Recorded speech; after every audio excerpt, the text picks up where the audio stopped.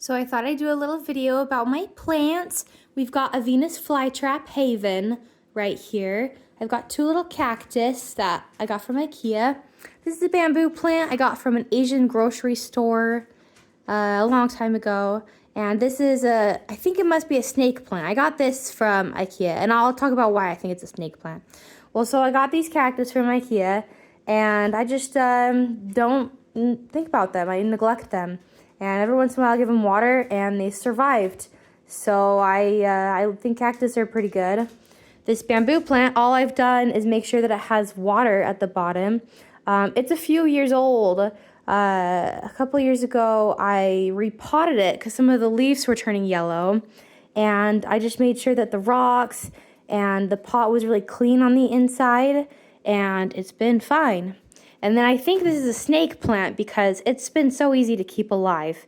I just give it water when I think about it, but I neglect it. And I know that snake plants survive on neglect. I know that the number one cause of houseplant death is overwatering. So I try not to think about my plants. I know when this needs water because obviously it'll be dry and it just needs to sit in water. So sometimes if I've leftover water from watering this, I'll give some to this or these cactus. These cactus sit by my sink, but I won't show you my sink because it's full of dishes that I need to do. And then this is Haven, the Venus flytrap. I got a Venus flytrap like this from Winco a little over a year ago, maybe a couple years ago, and it died immediately. So I got this one a few months ago, and I was like, I'm going to figure out how to keep it alive. I'm going to figure out how to take care of it because it's so freaking cool. So I did a bunch of research, and it was kind of crazy. Hey, Holly. Well, first thing, it died the first time because I was giving it regular tap water, and Venus flytraps get their nutrients from the bugs that they eat. So they have to have water and dirt that is devoid of nutrients and minerals. So Haven has distilled water, and I found out that the best pot is a plastic pot with drainage with a little plate. Oh, and I need to add some water right now. And what this is called is bottom watering. So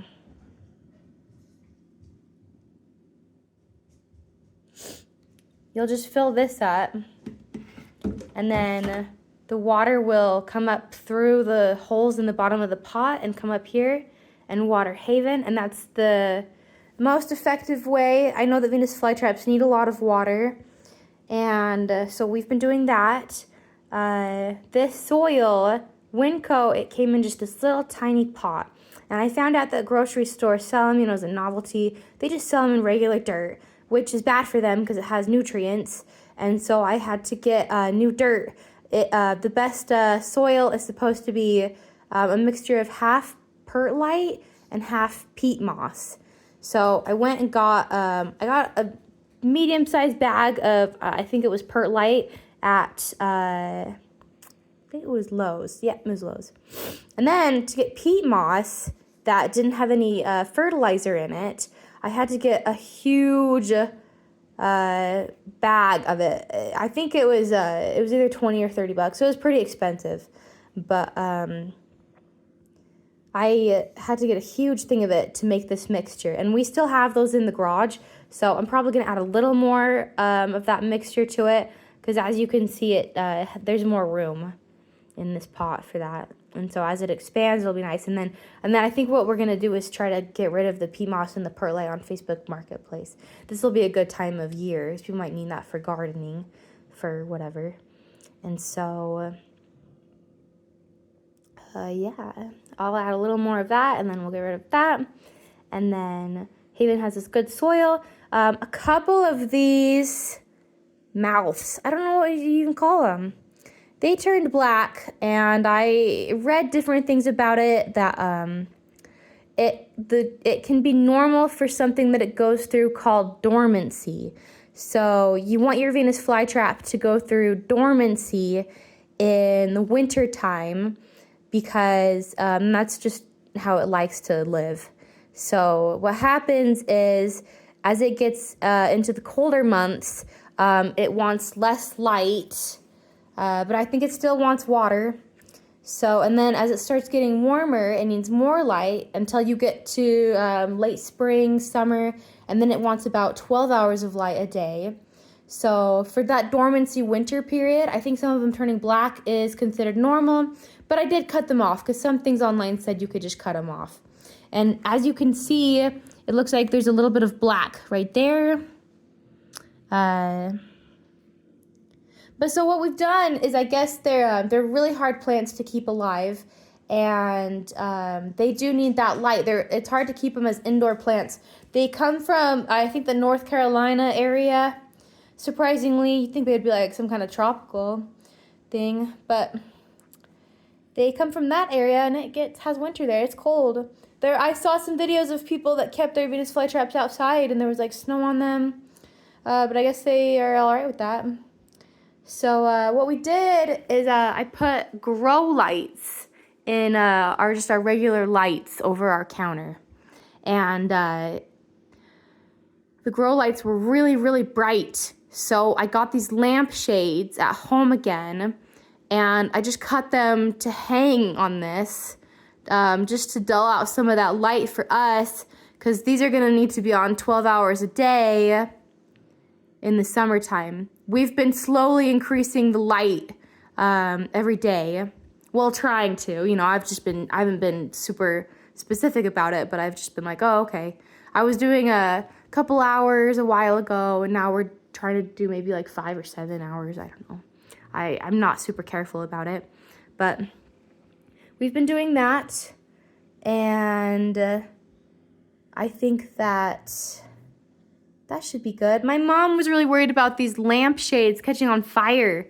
So 2 precautions that we're taking is if we're not home, then we turn them off. But I don't know how well that will work, because if we're both gone a lot, then Haven's still going to need light. So my mom ordered me this No Burn Fabric Fire Protector. I'm going to spray this on the inside and outside of all of our lampshades, you know, just to be safe. And then that'll help that lampshade. If that grow light is strong enough that it could catch this on fire, I guess that would prevent that. And the funnest part about the Venus flytrap is feeding it bugs, right? So I think what I'm going to do is, you can buy little crickets at Petco, PetSmart, for your reptiles, animals. So I'll get a cricket eventually, but you have to know that when they eat bugs, it's just like fertilizer, you know? This is still a plant. What it wants is water and sunlight. That's its main food, energy. That's how it thrives. And it seems like it's been kind of wilty. Some of the Venus flytraps I've seen online are sticking up a lot more. And so I thought that maybe I should wait and see if it starts looking any better. And then, yeah, like this black has just really slowly been creeping up. I guess it's natural for them to lose these bigger mouths. It's got these little mouths, which is supposed to be a good sign. But so you want to remember that it takes a lot of energy for it to close. Oh, it's a trap. That's what it's called. It takes a lot of energy for it to close a trap. So some people will mess around with them and touch them just to make them close for fun. But you don't want to do that if you love your Venus flytrap, because it expends so much energy, and then if it's not getting a bug out of closing a trap, that's especially bad for it. So once it starts looking a little healthier, maybe, if it starts looking better, I will go get a cricket, and I'll probably feed it a cricket maybe once a week. They do sell these giant tweezer things, I think, that you can feed like I used to have a pet snake, and I would feed it frozen mice with these tweezers. You have to do it in a separate container so it knows that that's the food container, so it doesn't try to bite you when you reach in to grab it in its main house. Well, anyways, that's about snakes. But I'm going to get those big tweezers, and I'll get a cricket when it starts looking healthier. And I'll feed it the cricket with the tweezers. And that'll be really fun to see. And I think that I found that it's probably best to feed about once a week. And then, yeah, you only want to do that in the summertime when it's thriving, because the wintertime dormancy, it's sleeping, and it doesn't want to worry about expending energy to eat bugs. And so, oh, this is a really long video. I didn't ever think that I cared about plants, you know? I had these plants just randomly, and they've been so easy to keep alive. I was like, oh, whatever, I don't care if they die or not, and they I guess they thrive on lack of love. But this Venus flytrap has required a lot of love. This is the only plant that has a name. It's we named it Haven. I picked that name. I'm the one that really thought this would be cool to try to keep alive. So, yeah, and that's the end of the video.